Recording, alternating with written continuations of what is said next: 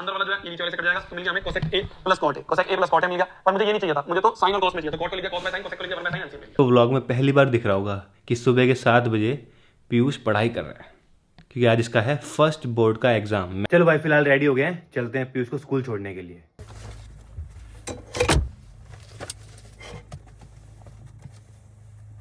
भाई धीरे धीरे ले जाना, ठीक है?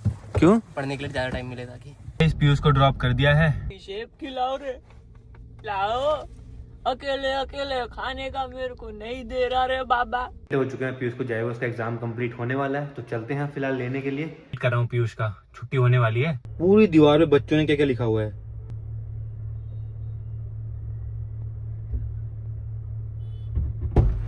पास हो गए। हो गया सच में? कैसा रहा फिर? पास हो गए अच्छा सा।